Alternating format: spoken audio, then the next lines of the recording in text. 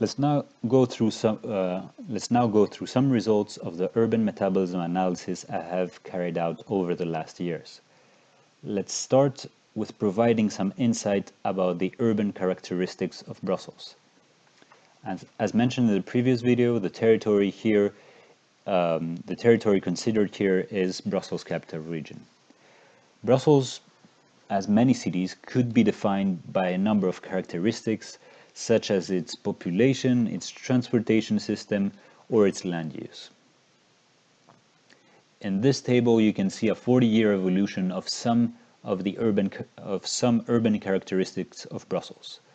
The top two rows present the evolution of climatic parameters such as precipitation and heat degree days. Of course, as we can see here, both indicators have a rather random evolution. However, when we look at the other indicators, except population, which is the third row, all seem to increase with a steady pace. So, as we said, population had a very different pattern than all of the rest. It has, as you can see here, a U-shaped curve, which means that in the 70s it had almost the same population as today. On the right, you can see, for instance, that in 40 years, population only increased by 1%, vehicles increased by 89%, and the office floor area increased by more than 400, so 5 times than 40 years ago. Nevertheless, this U-shaped curve is not visible anymore if we zoom out a bit. If we look at a larger spatial scale, we can see that population evolution curves are a bit different. So the grayish curve, the one on the bottom, is the population of Brussels Capital Region from 19th century to today. You could see that it increases steadily until the 70s and then does this U-shape we mentioned. The dark blue curve on the top of this graph presents the population of Brussels metropolitan area, which is much wider than the region, and where all of its inhabitants live. And this dark blue graph, the population increases all the time and doesn't increase this U-shape. Therefore, when you choose a spatial scale, you might see different patterns of evolution from one urban characteristic. So this U-shape is only visible at one scale and not at others. Now, here are some of the spatial scales that are present in Brussels. In the previous video, we presented the three maps to the left, so metropolitan area, region, and municipalities. However, there are two other spatial scales called neighborhoods and statistical sectors, which are much finer and provide a finer detail. So for instance, you see that in Brussels you have 19 municipalities, but you have 145 neighborhoods and more than 700 statistical sectors. When we look at the urban characteristics of Brussels from a spatial perspective, it gives a number of insights. In this table we have 5 maps which are the spatial distribution of 5 different urban characteristics: population, population density, average income, average dwelling area, and finally office floor area. When comparing the spatial distribution of these indicators, you can see that not all municipalities behave in the same way. For instance, the most populous municipality is not necessarily the most dense or the richest municipality. However, it seems that the richest municipalities are the ones with the largest dwelling area. Now, if we look at the urban profile of Brussels at smaller spatial scales, remember neighborhoods and statistical sectors, new types of patterns emerge. What is striking here is that not all parts of each municipality function in the same way. So there are parts of one municipality that have more population than other and parts of the municipality that have less than other. The more you zoom in, the more you take into account the physical aspect of your city, such as the infrastructures and land use. This collection of maps highlights how heterogeneous cities are. They're not just a black box with homogeneous aspects happening or homogeneous function characters. They are very complex and heterogeneous systems. Now that we have shown the urban profile of Brussels from a both temporal and spatial perspective, we can now present some of the metabolic flows. So here is what an urban metabolism study could look like. This is for Brussels, and this is for 2010. After all of the theoretical models we've shown before, we can now see what the results are. So you can see that there are 3 flows entering and 3 flows exiting. Each of the flows have provided their values, and these values are provided in different units. So this diagram highlights how linear the metabolism of Brussels is. What you can see as well here is there are a number of meters at the periphery of Brussels, and this indicates that it is a territorial approach. To provide a bit more understanding, a deeper understanding of what's happening in this metabolism, the next few slides will add a temporal and spatial perspectives, as well as present some drivers of this metabolism. Let's start with the temporal evolution. Here you can see the water use of Brussels over 70 years, the last 65 years, sorry. You see that there is a steady increase both at the consumed and delivered water in Brussels. I want you to remember as well that from the 70s to 2010, in the population there was a U-shape, and this U-shape we cannot see it here anymore.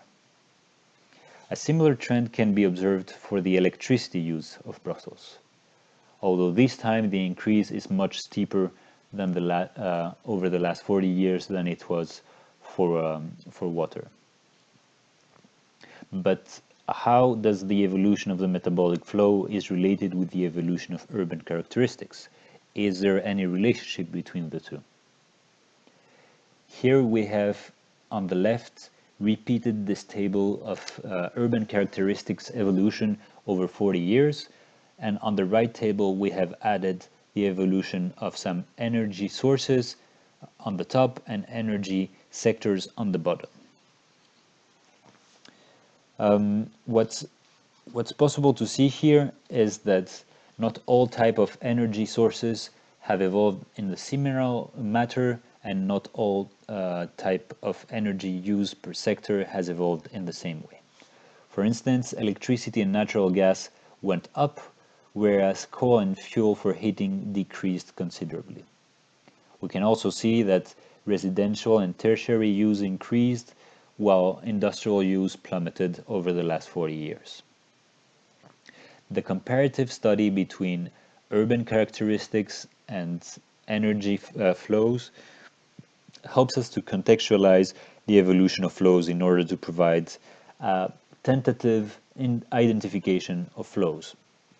So we see here that while population increased by 1% over 40 years, water increased 13%, waste increased by 65%, electricity by 260%, and then natural gas by 300%. So we see that these numbers are not really linked one with the other. You could say that some could be more linked with the household expenditure, but at this stage it's very difficult to know for sure. Now we will add a spatial perspective of the metabolism of Brussels. And let's see what this can teach us. As for the specialization of the urban characteristics, it becomes visible that water and energy use are heterogeneously distributed, which means that, of course, not all municipalities consume in the same way. One very interesting insight, though, is that, as you can see on the first row of this table, is that the spatial distribution of resource use, so water, electricity, and natural gas, seems to be very similar regardless of the flow. However, this is only true for the first row of the table, which is the absolute values, so what you measure, what you see in your meter.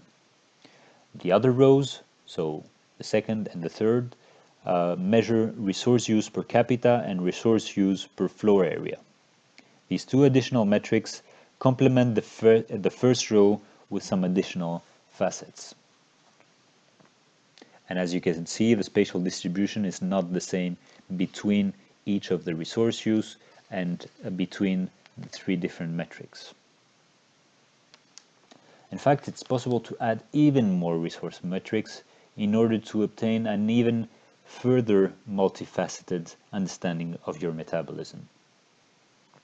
In this case, we took water use, and it was disaggregated by sector use, by column, and by different metrics by rows. So you can see this kind of detail. You can see that this kind of detail unfolds some more intricate details. Let's take an example of residential use per residential floor area. So you have to go on the map and look at the first column and the second row. That's this map over there. Well, this map shows that which municipalities have the most water efficient buildings. In the case of water use per inhabitant, this time, so not residential water use per residential floor area, but residential water use per inhabitant, so that's the first column and third row. This map this time identifies in which municipalities individuals consume the most. So we see here that by providing different sectors and different metrics, it is possible to see different aspects of your consumption. Therefore, when developing policies, it is essential to really understand who is consuming and where you are consuming. The last aspect of this video is about the comparison between the spatial distribution of urban characteristics and metabolic flows. When putting them one next to the other, it becomes tempting to find relationships between them.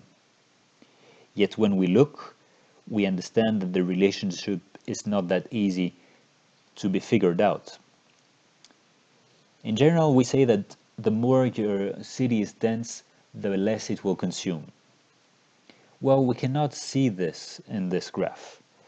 You can see that density, the more dense municipalities over here are not the ones that seem to consume most.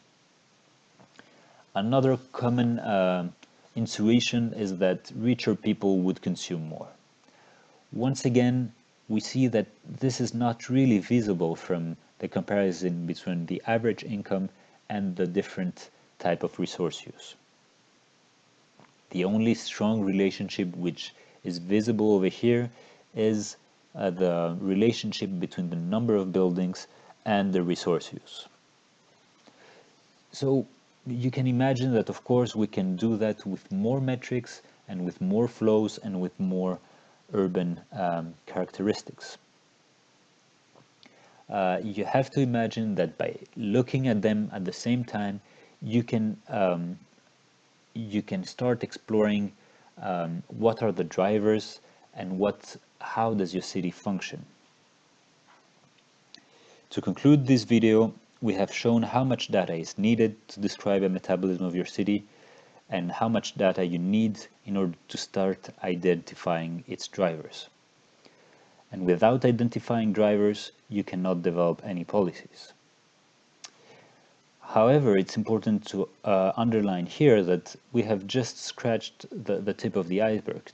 In fact, to really understand what's happening and the interrelationship between a context and its flows, we need not only more data, but also to have some help from other disciplines such as sociology, history, geography, and many others. So without this transdisciplinary knowledge and more complex understanding, policymakers won't be able to propose any type of systemic and coherent policies.